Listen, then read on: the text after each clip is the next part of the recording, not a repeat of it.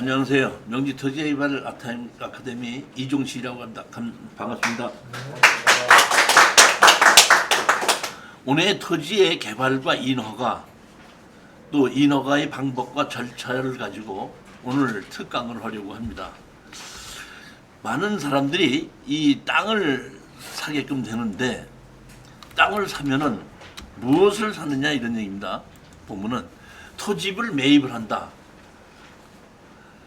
땅을 산다는 얘기는 사용의 권한을 매입을 하는 것입니다. 우리가 어떤 부동산이든지 사서 제 이름으로 만들게끔 되면은 저한테 넘어오는 권한이 사용의 권한과 처분의 권한입니다. 그런데 이 건물은 이미 다 만들어 놨기 때문에 그것을 그대로 사용하게끔 되면 되지만은 토지는 미래의 사용의 권한을 사는 것입니다. 그 토지에 어떤 건물을 얼마만큼 지어서 어떻게 사용할 수 있느냐가 미래의 가치인 거죠. 현재는 그냥 토지로 되어 있는 겁니다. 그런데 이러한 땅에 대해서는 공익적 성격을 띄어 있기 때문에 땅 주인이 마음대로 쓸 수 있는 것이 아니라 법으로 규제를 해놨습니다. 즉 우리가 땅을 살 때는 땅 자체를 보는 것이 아니라 땅 자체에 어떠한 규제가 있는 것을 우리가 보고서는 사야 되는 겁니다.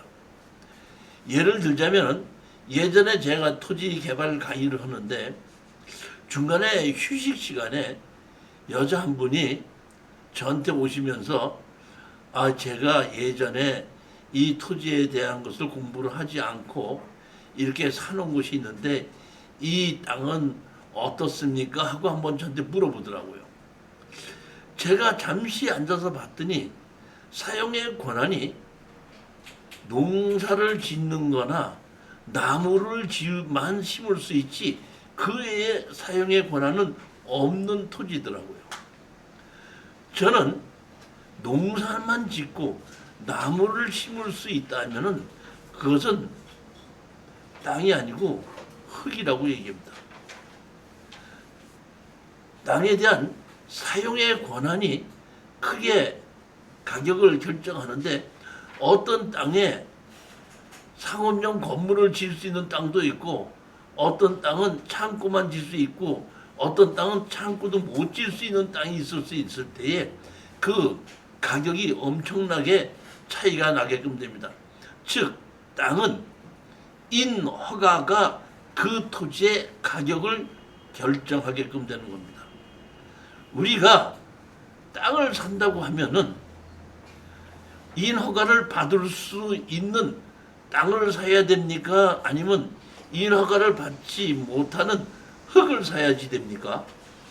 우리가 얼뜻 보면은 땅을 사야지 된다고 생각하는데 만약에 여러분들이 수익을 올릴 것을 생각한다면은 흙을 사서 땅으로 파는 것이 맞습니다.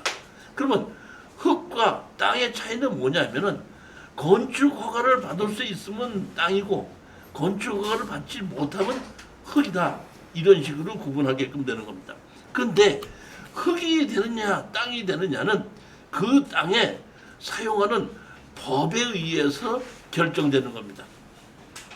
그러면 이 법이 과연 누구의 편이냐는 얘기입니다.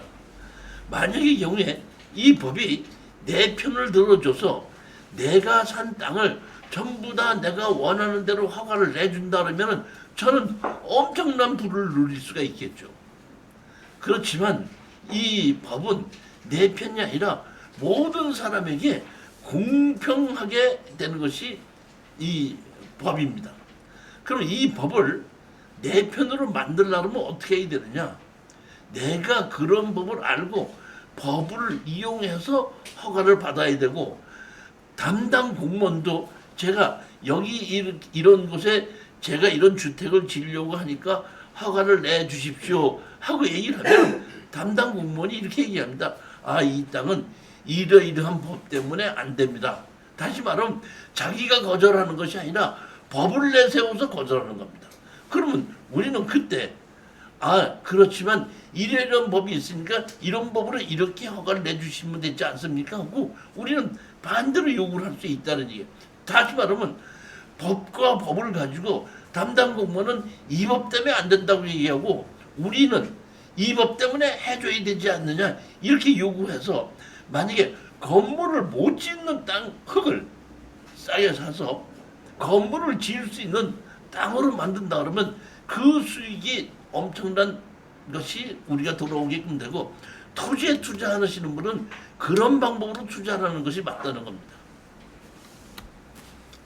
자, 어떤 토지에 사용의 권한을 규제로 해놨다고 하는데 이 규제를 해놓은 것은 국민 여러분에게 알려야 되기 때문에 정부에서는 토지 이용 계획 확인원이라는 것을 만들어 갖고 그 땅에 어떤 종류의 건물을 얼만큼 지을 수 있다는 것을 사실 보면 규제를 하고 있습니다. 여기 보시면은 경기도 광주시 남정면 검천리 124-1 지목이 전 면적 377제곱미터 이렇게 나와 있습니다.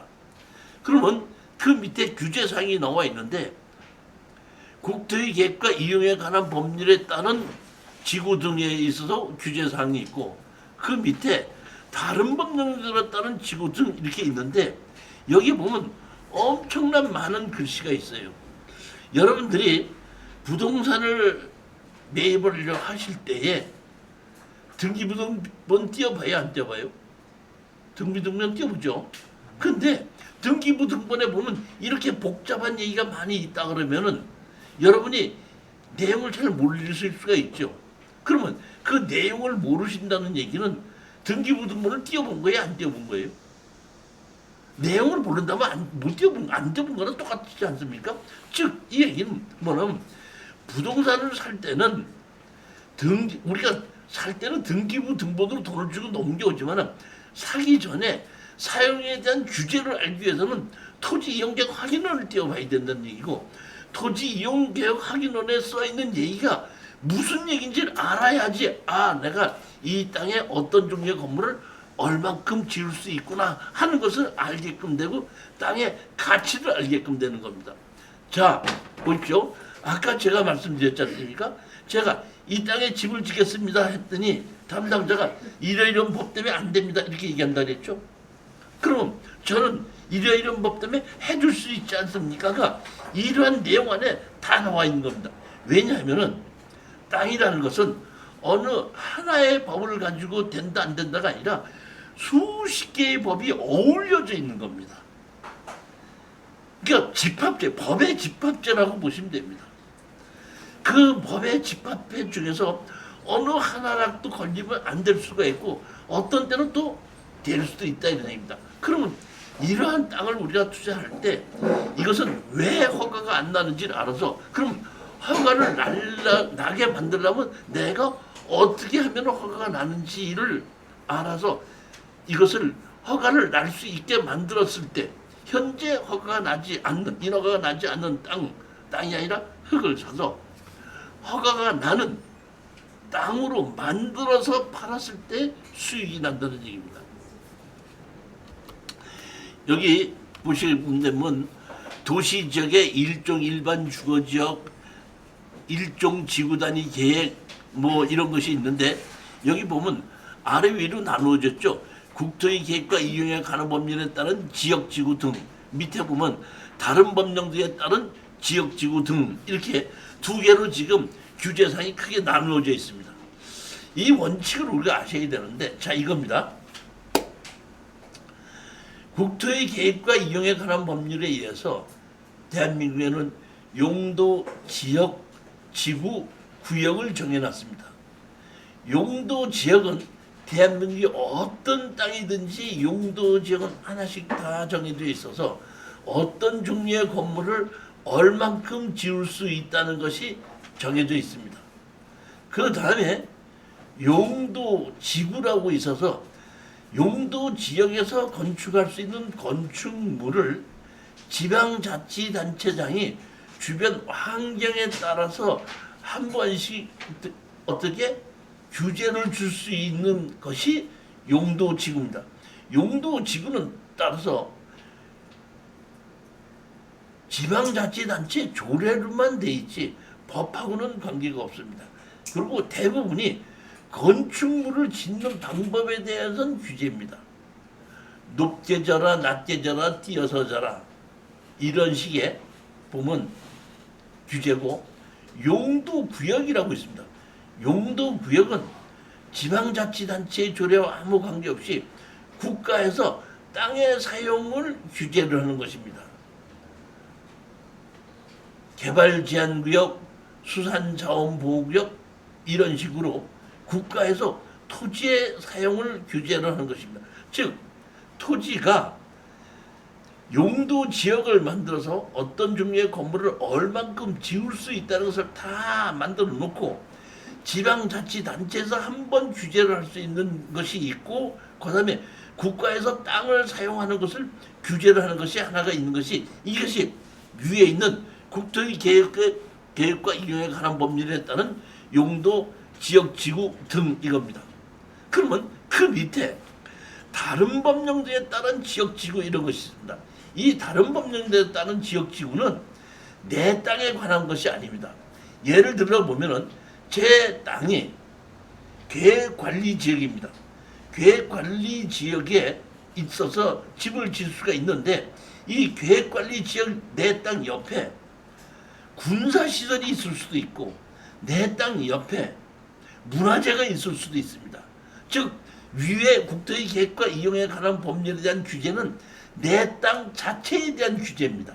근데 밑에 다른 법령들에 따른 규제는 내 땅에 대한 규제가 아니라 내 땅 옆에 특별한 것이 있기 때문에 규제를 당하는 것이 다른 법령들에 따른 규제라고 보시면 됩니다.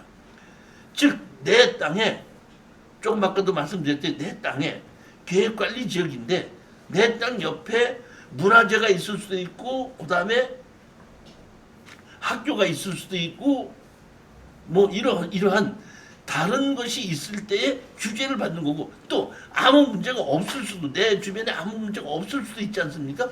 이것을 규제를 하는 것이 이 부분 다른 법령들에 따른 규제입니다. 자, 쉽게 정리하자면은 위에 있는 것은 내 땅 자체에 대한 규제고, 밑에 있는 땅 규제는 내 땅 옆에 어떤 것이 있느냐에 따라서 규제를 당하는 것을 크게 나누어지게끔 되는 겁니다. 이렇게 보면, 보면 그 땅 옆에 지목도 모두 생긴 것도 자세히 보기 위해서는 저는 토지 이용계획 확인원도 보지만은 스마트 국토 정보를 이용해서 제 땅 옆에 필지가 어떻게 나눠져 있고 지목이 어떻게 돼 있는지를 자세히 검토하는 것이, 이 지금 화면에 보이는 것이 스마트 국토 정보로 해서 지적도를 띄워본 겁니다. 그 다음에 세 번째는 이렇게 보면은 우리가 다음이나 네이버로 항공사진으로 해서 이 보게끔 되는데, 다음이나 네이버는 이 항공사진이 정확하게 경계가 맞지는 않습니다. 그렇기 때문에 어느 정도 틀릴 수 있다는 것을 전제하에 이것을 봐야지 됩니다. 자, 그 다음에 이거 제가 여태까지 말씀드리는 것은 어떤 땅에 어떤 규제를 어떻게 받느냐를 우리가 보는 거고, 내가 어떤 땅을 허가를 받으려면 제일 먼저 개발행위 허가라는 것을 받아야 됩니다.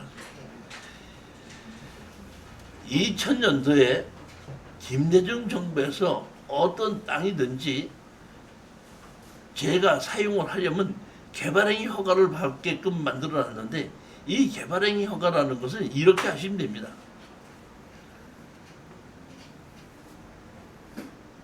어떤 건물이 있을 때 여러분들이 건물을 가지고 사용을 할 때는 건물의 용도가 있지 않습니까? 그러면 용도대로 써야 되고, 그 건물의 용도를 변경할 때는 건물에 대한 용도 변경을 해서 사용을 해야 되는데, 사실 개발행위 허가가 만들어지기 전에는 토지의 용도 변경을 하는 방법이 없었는데, 개발행위 허가라고 만들어진 것은 쉽게 얘기하면 토지의 용도 변경이라고 생각하면 됩니다. 내가 이러이러한 용도로 토지를 쓰고 있던 것을 이러이러한 용도로 바꾸겠다 이 뜻입니다. 그러면 그 용도를 바꾸는 것이 크게 6가지가 있는데 그 6가지가 뭐냐면 어떤 땅에 건축물을 건축하는 거예요. 여태까지 건축물이 없던 땅을 건축물을 건축한다. 용도를 변경하는 것이죠. 어떤 땅에 공작물을 설치한다. 용도가 변경되는 거죠. 그 다음에 토지의 형질 변경. 토지의 형질 변경. 형질 변경에는 생긴 모양을 바꾼다는 얘기입니다. 생긴 모양을 바꾼다는 얘기는 한 삽으로 흙을 한 삽 떠서 옆으로 옮기기만 해도 그것은 원칙적으로 형질 변경, 현재의 모양을 변형을 시키는 것을 이걸 보고 우리가 형질 변경이라고 하는데 법규에는 50cm 이상을 두두거나 50cm 이하를 팔 때는 형질 변경 허가를 받아야 한다 이겁니다. 그 다음에 어떤 땅에서 토속을 채취한다 이런 얘기입니다. 그 다음에 어떤 땅에 토지 분할을 한다. 그 다음에 녹지지역 또는 관리지역 및 자연환경지역 보존지역 안에서 울타리가 없는 땅에 물건을 한 달 이상 쌓아놓는 행위, 이러한 행위를 이 6가지를 개발행위 허가를 보고 이러한 개발행위 허가를 받아야지 되지 받지 않고 하게끔 되면 불법으로 토지 사용을 전용한 것으로 보게끔 되는 것입니다. 그러면 모든 땅은 다 개발행위 허가를 받아야 되느냐? 개발행위 허가를 받지 않아도 되는 행위가 있습니다. 토지의 형질 변경은 조성이 완료된 기존 대지에 건축물이나 그 밖에 공작물을 설치하기 위한 토지의 형질 변경입니다. 이 얘기는 뭐냐면 이 개발행위 허가라는 얘기는 난개발을 방지하기 위해서 만들어진 것인데 형질 변경, 토지의 형질 변경을 허가를 받아야 된다. 이것이 토지의 사용을 어떤다? 용도를 변경하는 것이라고 그랬지 않습니까? 그런데 어떤 땅에 이미 건축 허가를 받았다고 가정하면 예전에 토지의 형질 변경이 다 끝났던 땅이 있지 않습니까? 그럼 예전에 이미 형질 변경이 끝났던 땅을 다시 그런 기존 대지 위에 공작물이나 토지의 형질 변경을 조금 높이거나 낮게끔 한다는 것은 형질 변경 허가를 안 받아도 된다. 즉 이 얘기는 무슨 얘기냐면은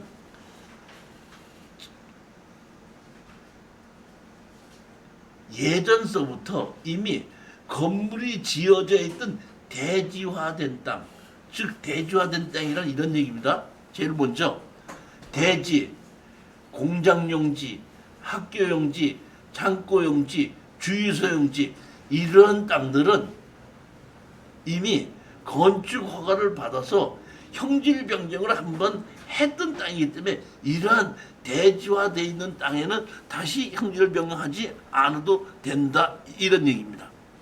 이거 보면 여기 위에 보면 이 경우 조성이 완료된 기존 대지란 다음 항목의 어느 하나에 해당하는 토지로서 도로나 상하수도 기반 시설이 설치가 완료되어 있는 대지입니다. 예전에 건물을 이미 지었었던 땅이기 때문에 도로도 기존으로 만들어져 있고 그 다음에 상하수도도 어떤다? 이미 만들어져 있던 땅에는 또다시 형질 변경 허가를 받지 않고도 가능하다 이런 얘기입니다. 그 밖에 도시개발사업, 택지개발사업 등 관계 법률에 의해 조성된 토지, 조성된 대지, 지목이 대지, 공장용지, 학교용지, 주차장, 주유소용지, 창고용지인 대지 이렇게 보면은 관계 법률에 따라 적법하게 건축된 건축물이 있는 대지 또는 건축물이 멸실된 경우를 포함해서 예전에 이미 대지화되어 있던 그러한 토지는 개발행위 허가를 받지 않아도 된다. 개발행위 허가의 목적이 뭐냐면은 난개발을 방지하자는 얘기입니다. 그러니까 예전에 이미 난개발이 방지한다는 얘기는 도로가 없다던가 상수도나 하수도나 이런 것이 없는 땅을 가지고 개발할 때 이것이 난개발인데, 예전에 이미 건물을 다 지었었다는 얘기는 기반시설이 완료가 돼 있었기 때문에 건축허가가 났었기 때문에 이런 경우에는 또다시 개발행위 허가를 받지 않아도 된다.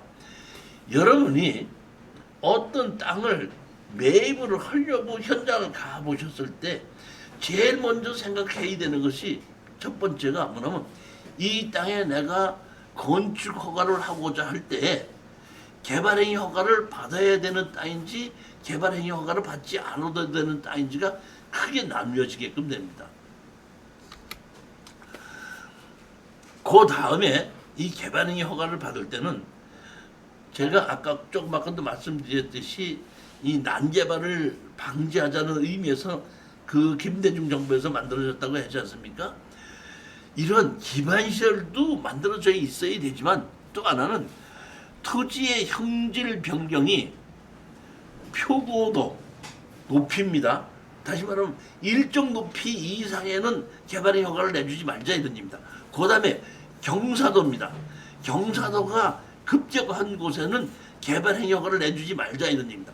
그 다음에 임상 및 인근 도로의 높이, 임상, 나무가 많이 심어져 있는 숲이 있는데 그 나무를 개발하기 위해서는 나무를 비워야 되는데, 나무가 많이 만들어져서 이미 숲으로 정해져 있는 곳에는 그 나무를 비지 말자 이런 얘기예요. 이 기본적으로 표고도, 경사도, 인목본수를 기본으로 보고, 그 다음에 아까 제가 말씀드렸던 도로, 그 다음에 배수입니다. 진입도로가 있느냐, 그 다음에 건물을 지었을 때 배수를 정확하게 해서 주변의 토지를 오염시키지 않을 수가 있느냐 하는 것을 정확하게 보고 난 다음에 개발행위 허가를 내준다 이런 얘기입니다.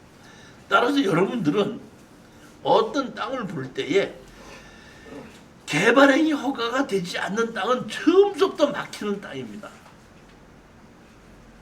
제일 먼저 땅을 볼 때는 개발행위 허가가 가능한 땅이냐 가능하지 않는 땅이냐가 제일 첫 번째고, 개발행위 허가가 가능하다는 땅은 건축법에 의해서 어떤 종류의 건물을 얼만큼 지을 수 있느냐가 두 번째고, 세 번째는 어떤 땅의 건물을 얼만큼을 지었을 때 사용하고자 하는 사람이 얼마나 있겠느냐가 세 번째입니다. 제일 첫 번째 땅을 투자할 때 뭘 봐야 된다고요? 개발행위 허가가 가능한 땅이냐. 두 번째, 개발행위가 가능하다고 할 때는 건축법에서 어떤 종류의 건물을 얼만큼 지을 수 있겠느냐를 두 번째 검토한다. 세 번째 검토는 건축법에 의해서 어떤 종류의 건물을 얼만큼 지어놨을 때 사용하고자 하는 사람이 얼마나 있겠느냐, 이 세 가지를 검토한 후에 토지에 투자하게끔 해야 된다 이런 얘기입니다. 기반시설, 아까도 말씀드렸지만은 이 개발행위 허가에서는 기반시설을 정확하게 봅니다. 진입도로는 아까 진입도로와 하수도 배수를 본다고 얘기했지 않습니까? 진입도로는 건축법에 적합하게 확보, 대지와 도로와의 관계는 건축법에 적합할 것. 즉 개발행위 허가에서 도로를 보는데 그 도로의 조건은 건축법에 맞게끔 돼야지 된다 이런 얘기입니다. 진입도로는 도시군 계획도로 또는 시군도 농어촌도로에 접속하는 것을 원칙적으로 하고, 위 도로에 접속되지 아니한 경우 2 및 3의 기준에 따라 진입도로에 개설해야 한다. 개발행위 허가 시에 도로법에 의한 도로에 접속되는 것을 원칙으로 허가를 내줘야 된다. 도로가 없는 경우에는 진입도로를 기준에 맞게끔 건축법의 기준에 맞게끔 설치하는 조건으로 개발행위 허가를 내준다 이런 얘기입니다. 자, 그 다음 경우에는 도로 확보 기준을 적용하지 아니할 수 있다.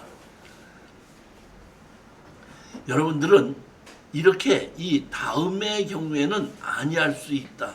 이걸 아주 중요하게 여러분이 봐셔야 됩니다. 자, 보십시오. 개발행위 허가를 받아야 되는 땅인데 개발행위 허가에서 건축법상 도로가 없으면 건축 허가를 내주지 않습니다. 그런데 개발행위 허가에서도 이러한 경우에는 도로가 없어도 허가를 내준다 이런 얘기입니다. 차량 진출입이 가능한 기존 마을 안길이라는 얘기입니다. 이 기존 마을 안길이라는 얘기는 이러한 얘기입니다. 기존 마을 안길의 정의입니다. 건축법이 1962년도에 만들어졌습니다. 1962년도에 건축법이 만들어졌을 때 그때 모든 건축법상 도로는 4m 이상의 도로를 건축법상 도로로 한다 하고 정해졌는데 건축법이 만들어지기 전서부터 마을이 형성돼서 도로로 사용하던 곳에 4m의 조건이 안 되는 도로를 마을 안길이라고 얘기합니다. 그 다음에 이렇게 남의 땅, 내 땅이하고 남의 땅이라 또 오랜 동안 많은 사람들이 다니는 땅을 마을 안길이라고 합니다. 이런 차량 진출입이 가능한 기존 마을 안길, 농로 등에 접속하거나 차량 통행이 가능한 도로를 개설하는 경우로서 농업, 임업용 시설, 부지 면적 1,000제곱미터 미만으로서 제1종 근린생활시설 및 단독주택의 경우에는 건축법상 도로의 확보, 즉 4m 이상의 도로를 확보하라는 것이 없어도 개발행위 허가에서도 건축 허가를 내줄 수 있다 이런 얘기입니다. 그 다음에 하수도입니다. 배수로죠. 아까 개발행위 조건에 경사도, 인목본수도, 표고도, 도로, 배수로입니다. 지금 마지막 배수로, 하수도 얘기입니다. 어떤 땅에 개발행위 허가를 받아서 건축 허가를 할 때 하수도가 설치되지 아니한 지역에 대해서는 건축 행위를 원칙적으로 허가를 하지 아니한다. 아까 도로가 없으면 허가를 하지 아니한다나 하수도가 없으면 허가를 하지 아니한다는 똑같이 마찬가지 얘기입니다. 즉 없을 때는 도로가 없을 때는 도로를 설치를 해야 된다는 얘기고 그 다음에 하수도가 없을 때는 하수를 설치를 해야 된다는 얘기입니다. 오수는 공공하수 처리 시설을 통하여 처리하는 것을 원칙으로 하되 지역 여건상 불가피하다고 인정하는 경우에는 마을 하수도와 개인 하수 처리 시설을 통하여 처리할 수 있다. 이것이 문제가 되는 조건이 개발행위 허가 때 문제가 되는 것이 다른 사람이 만들어 놓은 배수로입니다. 다른 사람이 만들어 놓은 배수로, 즉 배수로가 개인이 만들어 놓은 배수로가 있고 지방자치단체가 만들어 놓은 배수로가 있습니다. 제일 많이 이것이 문제가 되는 것이 언제냐면은 이 전원주택 단지가 있죠. 전원주택 단지를 만들 때에 그 단지의 개발업자가 도로를 만들었고 그 도로를 따라서 배수로를 만들었습니다. 이거는 지방자치단체에서 만드는 것이 아니라 그 개발업자가 개인이 만드는 겁니다. 그런데 이렇게 만들어서 개발을 하다가 이분이 중도에 그 돈이 모자라다 보면 그 땅 하나가 뭘로 나오니까 경매로 나오는 경우가 있습니다. 그러면 그 경우에 그 땅에다가 건물을 지으려고 하면은 개인이 만드는 도로도 사용해야 되고 개인이 만드는 하수도 사용해야 되지 않습니까? 이럴 때에 담당자는 그 개발업자가 배수로를 만들어 놨으니까 배수로 사용승낙을 받아와라. 이렇게 하는 수가 있다는 겁니다. 그러니까 우리가 가서 보기에는 아무 문제가 없는 전원주택 단지 안에 다른 집들이 한 수십 채가 지어져 있는데 거기에 빈 땅 하나가 경매로 나와서 낙찰을 받아서 막상 개발행위 허가를 받으려고 할 때는 그 담당자가 여기 이 법 때문에 여기 개발업자가 이 단지를 만들었을 때 배수로를 설치했으니까 이 배수로에 사용승낙을 받아오십시오 하면서 건축허가를 안 내주는 경우가 많이 있다는 겁니다. 그렇기 때문에 눈으로만 보면 안 된다 이런 얘기입니다. 이건 지금 제가 얘기한 걸 머릿속에 명심하셔야 되는 겁니다.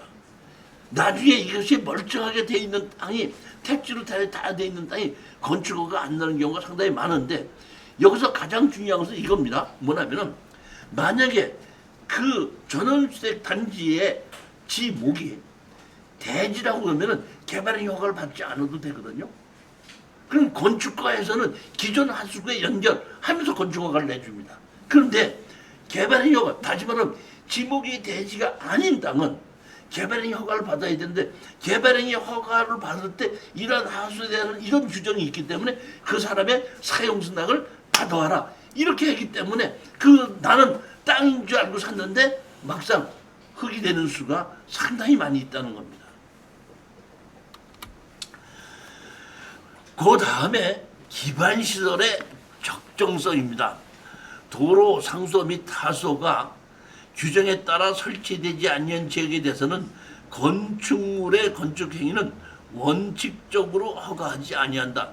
다만 무질서한 개발을 초래하지 아니하는 범위 안에서 도시군 계획조례가 정하는 경우에는 그러하지 아니하다.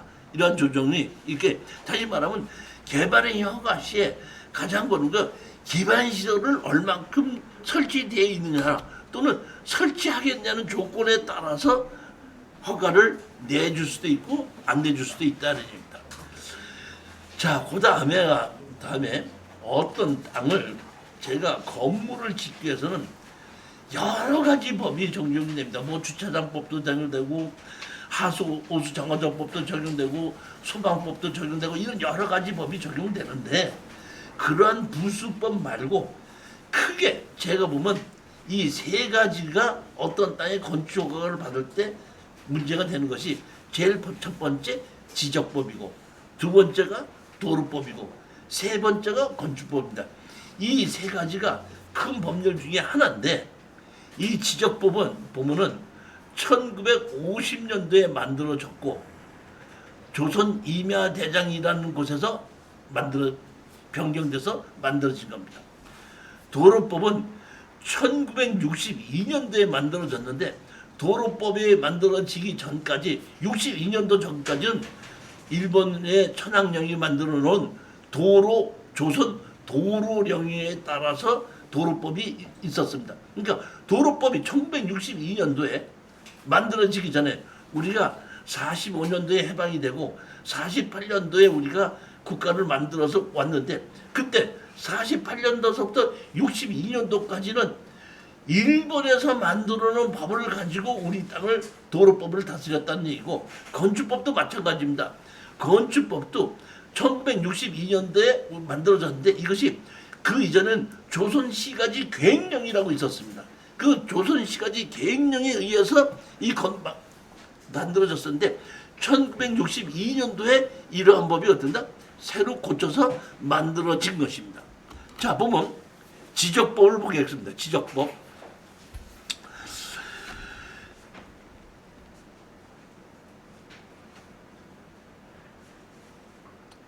지적법 시행이 1950년도죠.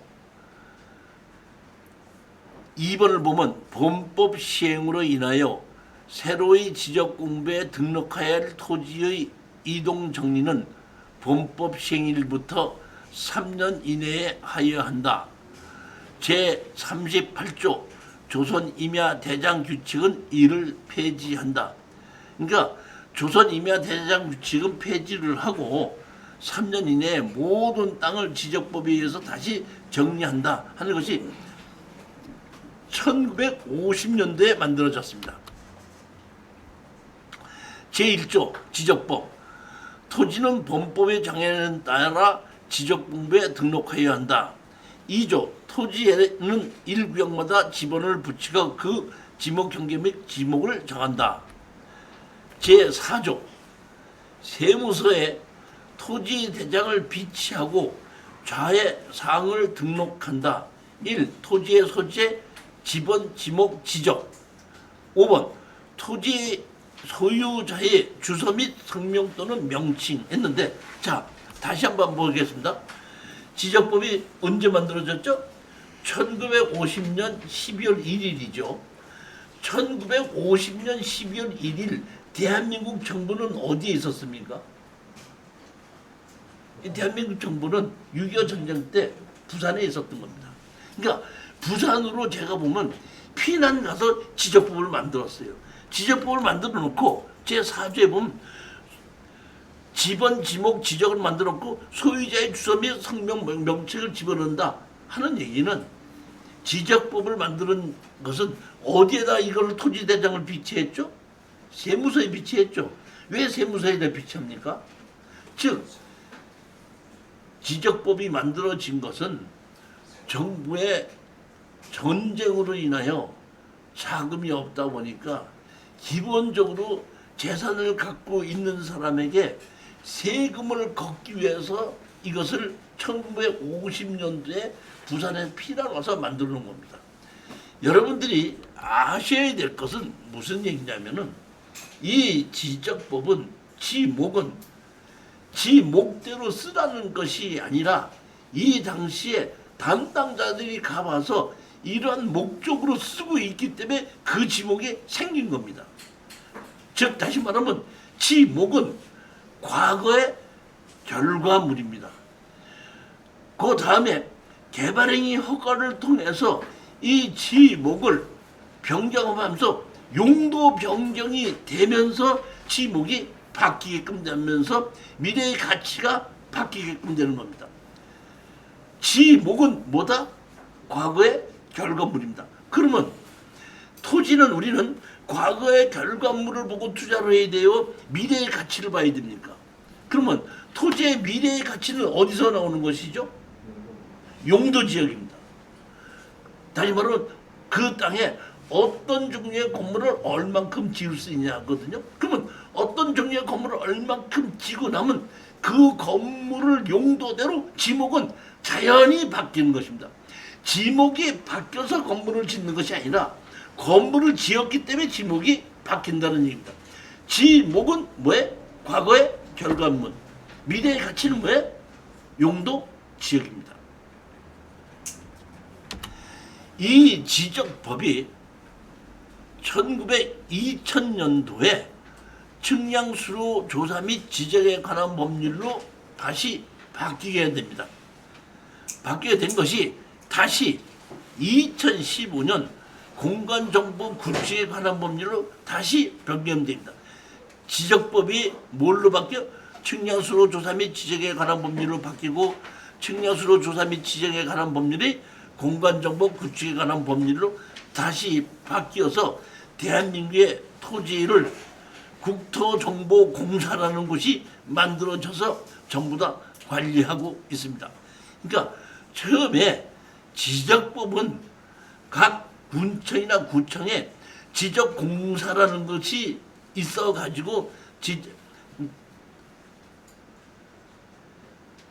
지적과가 있었는데, 그 지적과가 운영을 하다가 1977년도에 지적공사라는 걸 만들어가지고 관리했습니다. 그런데 이 지적공사가 이제 측량수로 조사 및 지적에 관한 법률로 만들어졌고 다시 한국국토정보공사로 된다 변경이 돼서 지금 관리를 하고 있습니다. 즉 지금은 이 지적법이 공간정보의 구축 및 관리 등에 관한 법률로 어떻게 바뀌었습니다. 2조 정의 이 법에서 사용하는 용어의 뜻은 다음과 같다. 지목이란 토지의 주된 용도에 따라 토지의 종류를 구분하여 지역적 공부에 등록한 것을 말한다. 다시 말하면 미래에 이런 땅을 지으라는 것이 아니라 현재 주로 쓰고 있는 용도에 따라서 종류를 28가지 구분을 해서 지적공부에 등록한 것을 말한다 이런 겁니다. 현재 쓰고 있는 것이지 미래를 이거를 쓰라 이런 뜻은 아닙니다. 81조 지목 변경 신청. 토지 소유자는 지목 변경을 할 토지가 있으면 대통령령으로 정하는 바에 따라 그 사유가 발생한 날부터 60일 이내에 지적소관청에 지목 변경을 신청해야 한다. 이 지목 변경이 지금도 문제가 되고 있는 것입니다. 자, 보십시오. 여러분이 농지를 사서 농지 전용 허가를 받아서 집을 지었다고 가정합시다. 그러면 건축물 관리장이 만들어집니다. 건축물 관리장이 만들어지면 그 건축물 관리장이 만들어주고 집이 지어졌으니까 사실상 대지가 된 거거든요. 그럼 대지가 됐기 때문에 건축물 관리장이 만들어지면서 그 담당 공무원이 그 토지를 대지로 바꾸냐 하면 대지로 바꾸지 않습니다. 그냥 건축물 관리장 만들어 놓고 그냥 농지는 그대로 있습니다. 그때 이 지목이 변경이 되려고 그러면은 토지주가 건축물 관리 대장을 가지고 지적과에 가서 내가 건물을 이렇게 지었으니까 이것이 대지로 됐으니까 대지로 바꿔주십시오 하고 요구를 해야지 대지로 바뀌어지지 요구하지 않으면 바꾸지 않습니다. 다시 말하면 지목은 누가 신청해야 된다? 토지주가 신청해야 되는 겁니다. 토지주가 지목 변경을 신청하지 않으면 허가를 받아서 정상적으로 다른 용도로 써서 허가가 났다고 하더라도 지목은 변경되지 않는다는 얘기입니다. 여러분들이 지금도 가서 보시면 경매로 나온 것이 땅은 있는데 가서 보면 집이 지어 있고 건축물 관리장이 있는데도 불구하고 지목은 전 그대로 있는 것이 있는데 그것은 왜 그러냐면 토지주가 지목 변경을 신청하지 않았기 때문입니다. 법 자체가 토지주가 지목 변경을 신청하게끔 돼 있지 공무원이 강제로 지목 변경을 신청하지 바뀌었다고 해도 강제로 바꿀 수 있는 건 아니라는 겁니다. 법이 그렇게 되어 있습니다. 도로법도 1962년도에 만들어져서 단기 4271년 제정 15 조선도로령은 이를 폐지한다 하면서 만들어진 겁니다. 그래서 도로의 정의, 본법에서 도로라 하면 일반의 교통에 공용되는 도로로서 제2장 규정에 의한 그 노선의 지정 또는 인정된 것을 말한다. 토지 주인이 국가나 지방자치단체가 불특정 다수인의 통행을 제공하기 위해서 만들어 놓은 것이 도로법에 의한 도로고 이러한 도로는 전부 다 도로 대장에 올려놓고 사용하고 있고 그 도로에 따른 수도, 교량, 도선장 및 도로와 일체가 되는 그런 공작물도 도로법에 의해서 같이 다스리고 있습니다.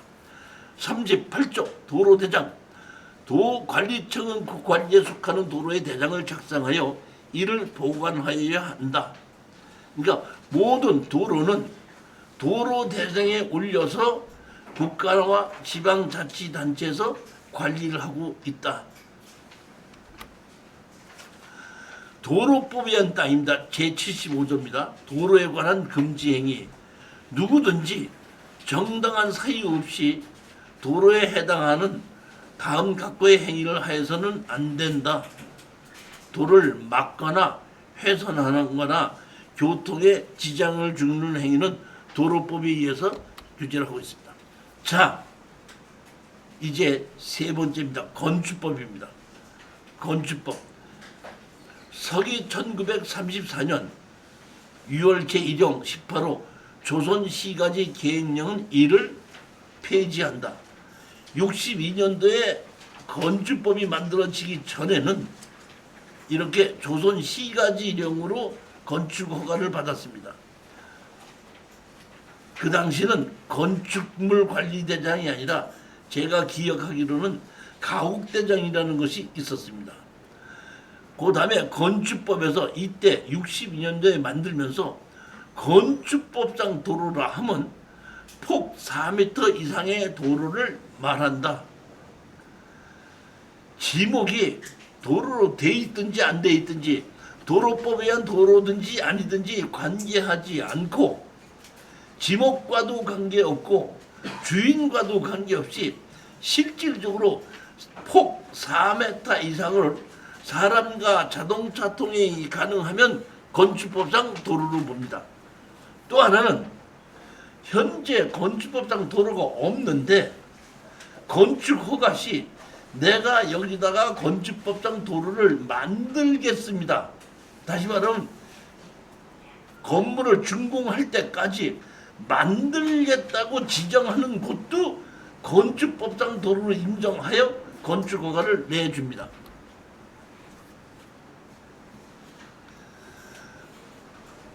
건축법 제2조 11항 이렇게 돼 있죠. 건축법에서 도로를 하면 보행 및 자동차 통행이 가능한 넓이 4m 이상의 도로로서 다음 항목 하나에 해당하는 도로 또는 그 예정 도로를 말한다. 이렇게 되어 있습니다. 도로법, 사도법, 기타 관계 법령에 따라서 실질적으로 도로로 사용하고 있는 것도 건축법상 도로가 되고 나아보면 위 사항에서 정하는 이외의 도로로서 건축 허가나 신고시 현재는 도로가 없는데 건축 허가 시 내가 여기다 집을 지을 때 진입을 여기로 하겠습니다 하고 지정해서 도로를 만들겠다고만 해도 건축법상 도로로 인정하고 건축 허가를 내준다 이런 얘기입니다. 건축법상 도로는 4m 이상이어야 되는데 막다른 골목길인 경우에는 10m 미만인 경우에는 2m, 35m 미만인 경우에는 3m, 35m 이상인 경우에는 도시지역에서는 6m고 면 지역에서는 4m가 건축법상 도로입니다. 즉 건축법상 도로는 지목과도 관계없고 주인과도 관계없습니다. 도시지역에서는 6m, 비도시지역, 미만의 지역에서는 4m입니다. 막다른 골목길이 2m인 경우, 10m인 경우에는 2m, 막다른 골목길이 35m인 경우에는 3m의 도로, 즉 건축법상 도로는 지목과 또다시 얘기했지만 지목과 주인의 관계없이 폭을 중요시하게 여긴다 이렇게 아시면 됩니다. 폭만 맞으면은 건축법상 도로로 인정됩니다. 자 그러면 건축법 제3조를 보시겠습니다. 도시지역 및 같은 법 제51조 3항에 따른 지구단위 구역 외의 지역으로서 동이나 읍이 아닌 지역은 제44조 제45조를 적용하지 아니한다. 자 보세요. 여기서 가장 중요한 겁니다. 건축법 제44조는 이렇게 나와 있습니다. 모든 땅에 건축물을 건축하고자 할 때는 건축법에서 인정하는 도로가 하나 이상 접하여야 한다 하는 것이 건축법 44조에 나와 있습니다. 그런데 건축법 3조에 보면 동이나 읍이 아닌 지역은 건축법상 도로가 있어야 된다는 44조를 적용하지 아니한다 이렇게 되어 있습니다. 제가 아까 말씀드렸죠. 어떤 땅에 인허가를 받기 위해서는 법에 의해서 요구를 해야 되고 담당 공무원은 법에 의해서 안 된다고 한다고 했지 않습니까? 즉 다시 말하면 어떤 땅에 건축 허가를 하려고 가져갔더니 담당자는 건축법상 도로가 없으니까 안 해줍니다 하고 반려합니다. 그런데 저는 다시 얘기합니다. 공무원님, 건축법 3조에는 건축법 44조를 적용하지 아니한다고 했으니까 해 주실 수 있는 거 아닙니까? 다시 말하면 건축법 3조를 적용하면 건축법상 도로가 없어도 건축허가를 내주고 건축법 44조를 적용하면 반드시 건축법상 도로가 있어야지 건축허가 납니다. 그러면 이때 담당자는 44조를 적용해요? 3조를 적용합니까? 어떤 것을 몇 조를 적용합니까?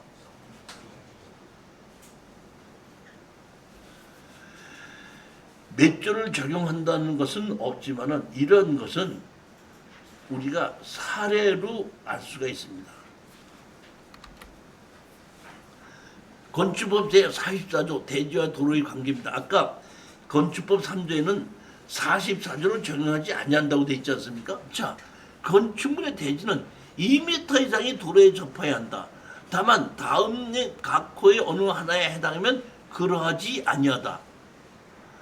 건축법 정도는 반드시 있어야 된다 해놓고 3조는 44조를 적용하지 아니한다고 해놨는데 44조에도 또 보면 예외 규정이 또 있습니다.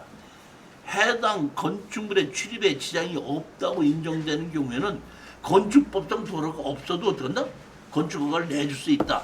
다시 말하면 건축법 44조에 윗줄을 인용하면 건축허가를 내줘야 되고 안 내주고 밑에 줄을 인용하면 내줄 수도 있고 건축법상 3조를 적용하면 내줄 수도 있고 이러한 경우가 다시 말하면 법을 어떤 법 어떤 조항을 어떻게 이용해야 하느냐에 따라서 인허가가 크게 왔다 갔다 하게끔 된다 이런 얘기입니다.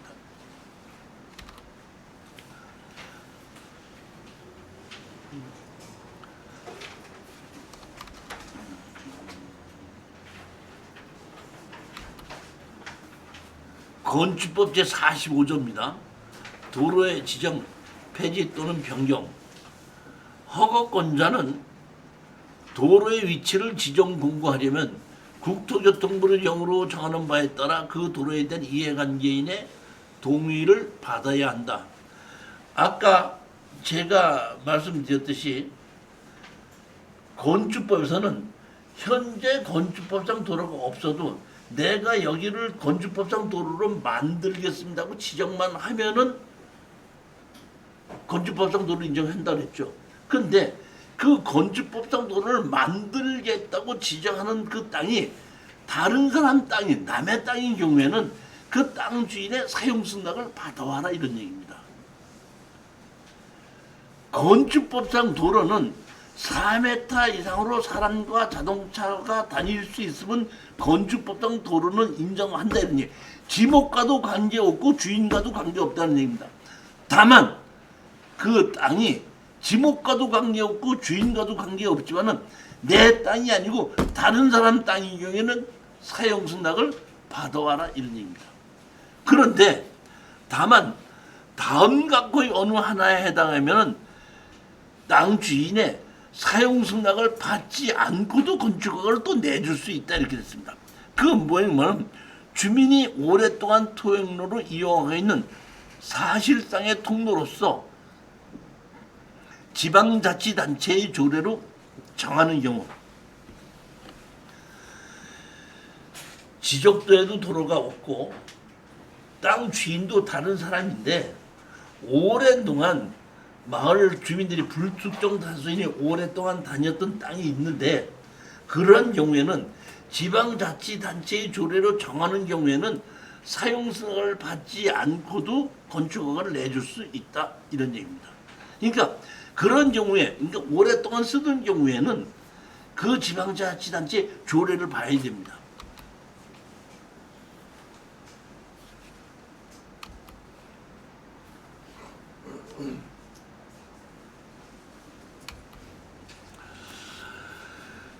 자, 그 다음에 이 이해관계에서 도로에 대해서 이해관계에 있어서 많은 그 이제 충돌이 되는데 충돌이 되는 가장 큰 이유는 법은 A와 B 관계만 가지고 만들었습니다. 지금도 자 보십시오. 자, 사장님.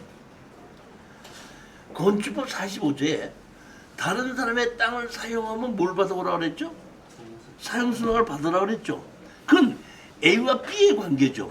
근데 막상 사람이 살다 보면 A와 B 관계가 아니라 A와 C, D 관계, B와 C, D 관계도 생기는데 그런 경우에는 어떻게 해야 된다는 것이 법에 정해지지 않다 이런 얘기입니다.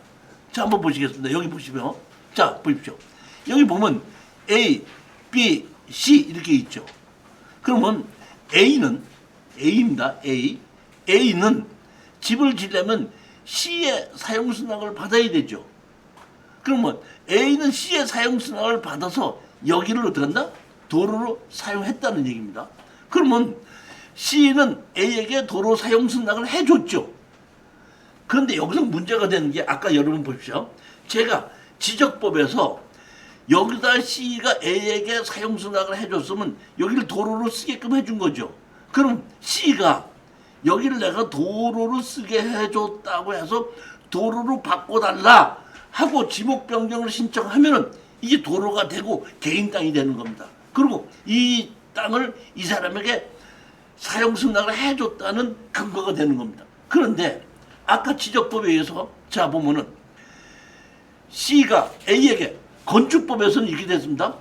C는 A에게 뭐만 해주면 돼? 사용승낙만 해주면 되죠. 집을 지었죠. 근데 C가 지목 변경 신청을 하지 않고 그대로 있죠. 그러니까 A는 건축허가를 내서 쓰는 데는 지장이 없는데 실질적으로 보면 이 땅이 도로로 돼 있지도 않고 분할도 안 돼 있습니다. 다시 말하면 이 땅 전체가 C 땅으로 그냥 현황 도로를 사용하고 있는 땅이다 이런 얘기입니다. 왜? 땅 주인이 지목 변경을 신청하지도 않았으니까. 그러니까 옛날 지목 그대로 있는 거 아닙니까? 그리고 건축법에서는 잘라거나 이런 것도 없잖아요. 사용승낙만 받아오라고 그랬지 않습니까? 그럼 A가 C에게 사용승낙을 받았는데 요게 잘라져 있지 않고 이 땅에 현황 도로를 쓰고 있는 경우인데 이때 B가 집을 지으려고 하면은 C한테 사용승낙을 받아야 돼? A한테 받아야 돼? 안 받아도 돼요. 안 받아도 된다고 어디 나와 있냐고. 담당자는 법률에 의해서 된다 안 된다고 얘기하지 자기 생각에 된다 안 된다고 하지 않잖아요. 그러니까 다시 말하면 법에는 A와 B 관계는 나와 있는데 이렇게 제3자에 관해서는 규제가 안 돼 있지 않습니까? 그러다 보니까 이때 문제가 생긴데 이때 담당자의 주관이 들어가게끔 되는 겁니다. 그러니까 어떤 담당자는 안 받아도 된다 그러고 어떤 담당자는 C한테 주인이 C니까 C한테 받아오라 그러고 어떤 담당자는 야 C가 이미 A한테 사용승낙을 썼는데 A한테 받아오라 그러고 어떤 담당자는 구차니까 A하고 C 다 받아와. 이런 담당자도 있다 이런 얘기입니다. 그러니까 가장 문제가 되는 것이 저럴 때 문제가 되는데 저럴 때 문제가 되는 우리가 보게끔 되면 이 건축법뿐만이 아니라 일반 법률도 A와 B 관계가 많이 있지 않습니까? 그러다 보니까 판결할 때 A와 B 관계 C, D가 나오다 보니까 할 수 없이 보면 뭘 보냐면 판례를 보는 거 아닙니까? 판례. 그러니까 우리는 이렇게 판례를 볼 수가 없다니까 이런 경우에 건축허가를 어떻게 내줬는지 사례를 봐야 되는 거예요. 이해가 가셨습니까? 무슨 문제가 되는지 제일 문제가 되는 것이 뭐냐면은 지적법에서 지목이 바뀌었을 때에 사용허가를 내줬기 때문에 바뀌었기 때문에 강제적으로 지목을 변경시킬 수 있고 그 분할을 시킬 수 있었으면 문제가 되지 않는데 지적법에서 보면 토지주가 지목 변경을 신청하지 않으면 그냥 옛날 지목 그대로 있는 겁니다. 누가 하게끔 돼 있어? 토지주가 하게끔 돼 있는 거고 건축법에서는 잘라 오라 그랬어. 사용승낙만 받아오라 그랬어. 사용승낙 받아줬지 않냐 이런 얘기죠. 근데 이것이 처음 몇 년 동안은 사용승낙서 해준 것도 서류로 돼 있고 다 해준 사람도 받은 사람도 다 같이 살고 있다 보니까 너가 해줬다면 이렇게 얘기하는 거 다 되는데 이것이 오랜 시간 지나다 보니까 해준 사람도 없어지고 받은 사람도 없어지고 자식들이 그냥 넘겨받고 현황이 돼 있다 보니까 또 관공서에도 오래되면 서류 없어버리지 않습니까? 그러니까 사용승낙 했던 것도 서류도 없어지고 하다 보니까 이것이 남의 땅을 그냥 쓰고 있는 것인지 옛날에 사용승낙을 해줬던 것인지 그럼 주인이 바뀌었으면 사용승낙을 새로 또 받아야 되는 것인지 이런 것이 지금 도로에 있어서 가장 문제가 되는 것이라고 생각하고, 이럴 때에 결론은 보면 담당자들이 어떤 식으로 처리를 하는가를 사례를 보고 판단할 수밖에 없다 이런 얘기입니다. 자, 한번 보시겠습니다. 이런 문제 때문에 담당 공무원이 그 하급직 공무원이 상급직 공무원한테 질의한 거를 제가 하나 올려놓은 겁니다. 한 번 건축법상 도로로 지정받은 사도를 다른 사람이 사용해 건축허가 가능 질의. A가 건축허가를 받았을 때 C에게 사용 승인을 받아 시장인의 군수가 도로로 인정한 부분을 이용하여 B가 다른 대지에 건축할 경우 A의 동의가 필요한지 여부 또는 도면상 표기만으로 건축허가가 가능한지. 조금 아까 그 얘기입니다. 제가 앞에 했더니 회신이 이렇게 되어 있습니다.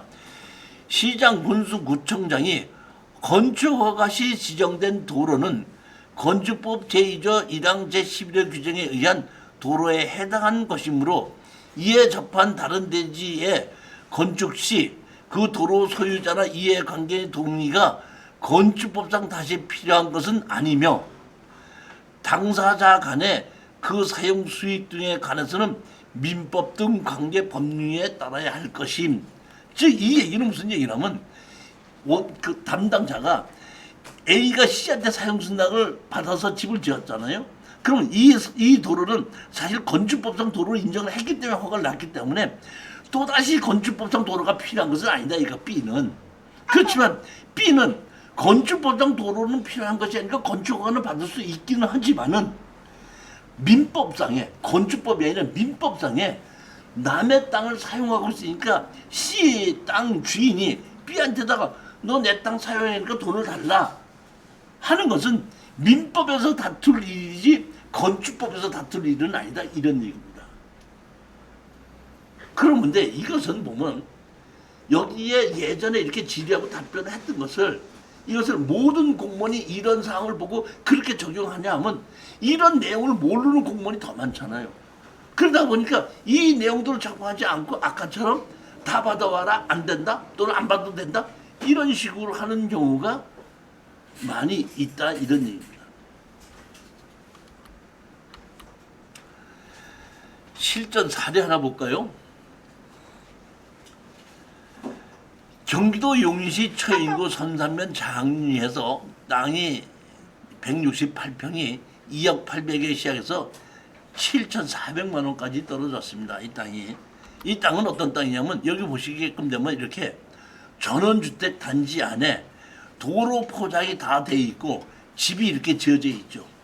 근데 여기 개인이 이분이 어떤 사람이 이 땅을 샀다가 경매로 나온 것 같아요.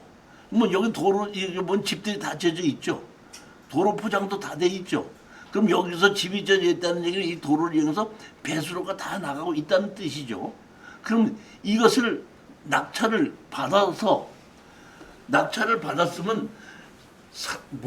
내가 땅을 샀으면 뭘 사는 거죠? 사용의 권한을 산 거죠. 사용의 권한이 뭐죠? 건축허가를 받는 거죠. 그러면 건축허가를 받아야지 내가 비로소 이 땅의 사용권을 내가 사용하는 권한을 산 거거든요. 그러면 건축허가를 하러 갔단 말이에요. 계획관리적입니다.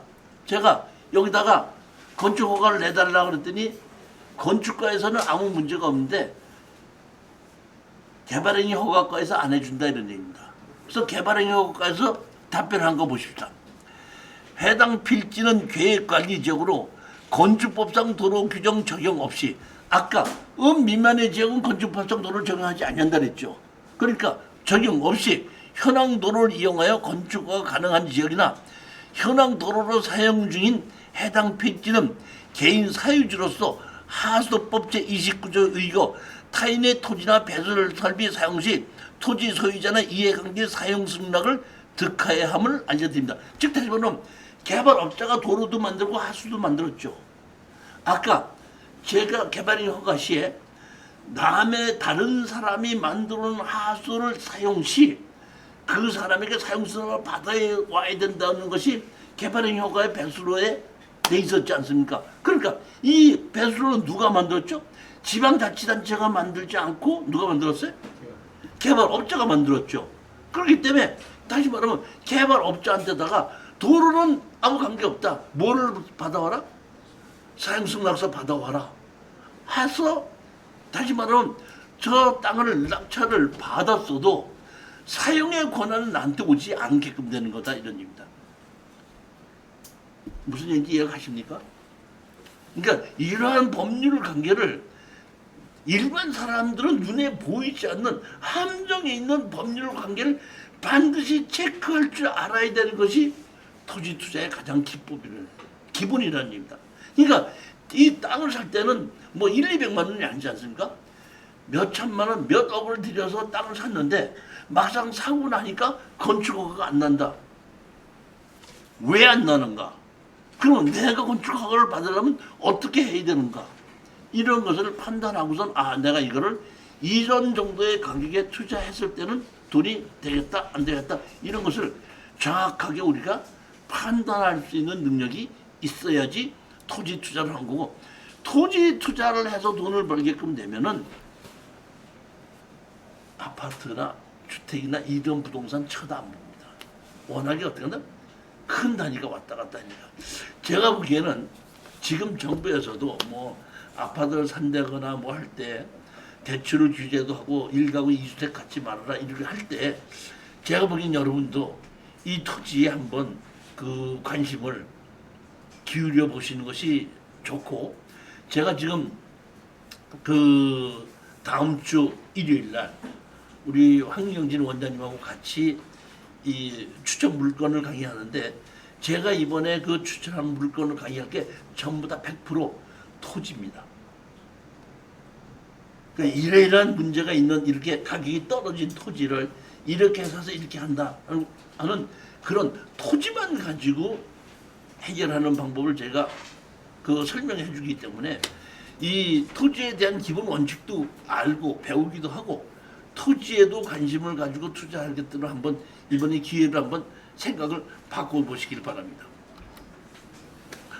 하나만 더 실전 사례를 하나만 더 말씀을 드리고 잠깐 10분 쉬기로 하겠는데, 2016 타경 3617입니다. 경기도 포천시 신읍동 27-2입니다.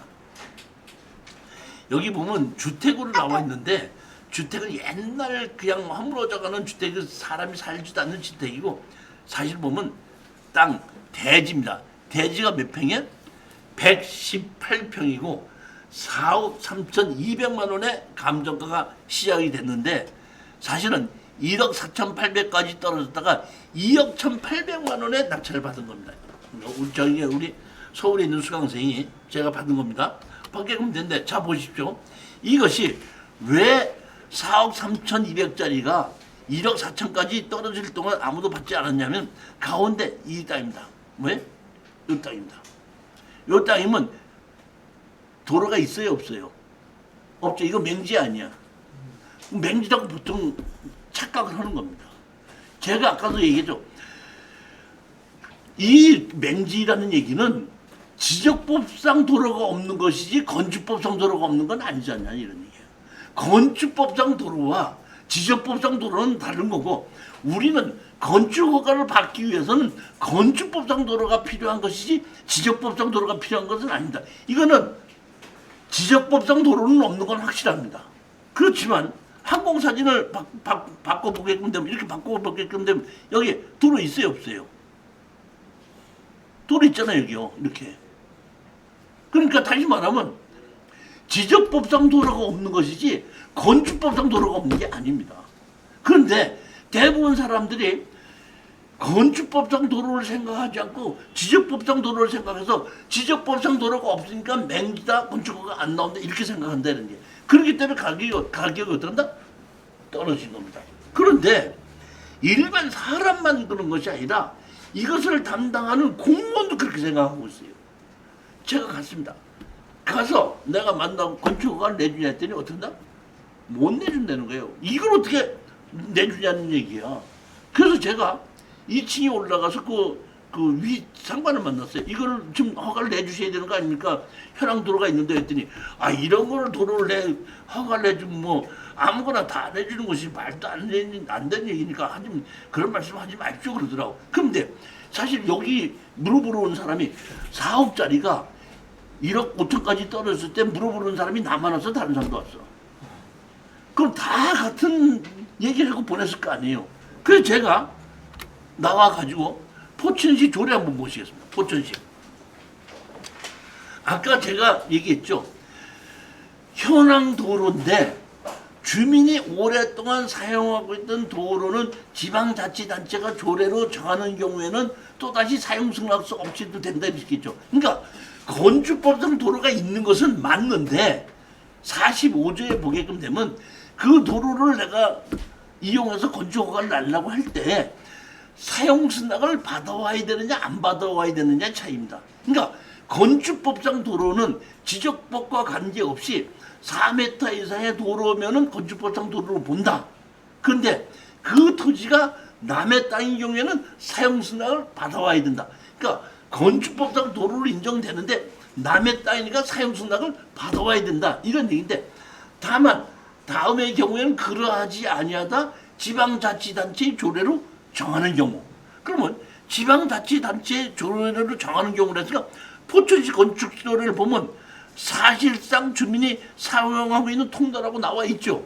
그래서 제가 이걸 첨부해서 포천시청에다가 포천시 조례에 이렇게 나왔으니까 이거를 건축허가를 내줘야 되지 않느냐 하고 질의를 했거든요.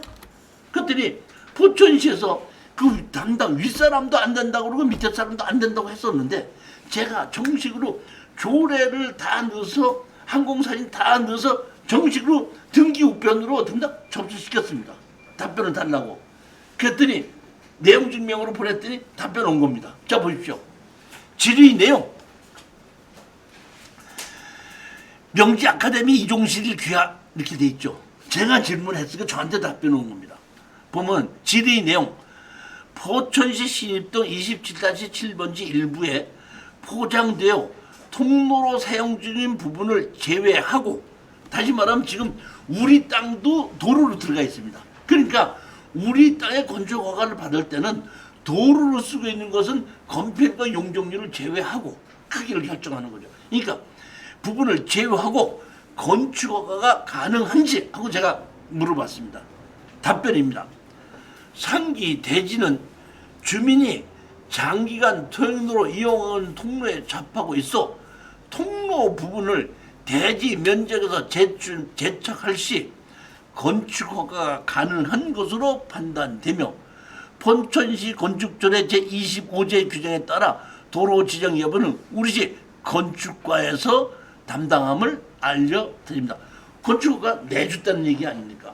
다시 말하면 이 건축허가를 안 내준다고 했을 때는 1억 4,800까지 떨어지지만은 건축허가를 내주는 순간 다시 이건 뭐야? 4억자 땅이 되는 겁니다. 즉 하지만 이 땅을 하나를 놓고 허가를 내주냐 안 내주냐에 따라서 2억에서 3억이라는 돈이 어떻게 한다? 왔다 갔다 한 겁니다. 이해가 가셨습니까? 우리는 이런 것을 찾아낼 줄 알아야 되는 것이 돈이 되는 것인데 오늘 지금 제가 이런 강의 오늘 특강을 할 때 제가 오늘 오신 분들을 위해서 제가 이런 땅을 앞으로 들어갈 땅을 골라 갖고 왔습니다. 맨 마지막에 여러분이 이렇게 매덕을 볼 수 있는 땅을 이번에 입찰 들어가실 걸 제가 직접 골라드리고 설명을 드릴 거예요. 원칙적으로 이것이 보면 제가 우리 그 다음 주에 보면은 우리 추천 물건 강의하지 않습니까? 추천 물건 강의할 때도 제가 이런 물건을 골라드리는 겁니다. 골라드리는데 제가 이번에 추천 물건에서 그거를 뺐습니다. 빼고 이제 다른 것이 또 있으니까 뺐고 오늘 특강 오신 분들에게 내가 이거를 어떤다? 그 골라드려서 오늘 하신 분들이 이런 요소를 투자할 수 있게끔 만들기 위해서 제가 조금 있다가 맨 마지막에 그 이번에 입찰 들어갈 걸 한 보름 후에 입찰 들어갈 똑같이 이거와 똑같은 것이 있습니다. 있는 것을 제가 하나 골라드리도록 하겠습니다. 자, 시간이 됐으니까 한 10분 쉬었다가 다시 한번 시작하는 걸로 하겠습니다.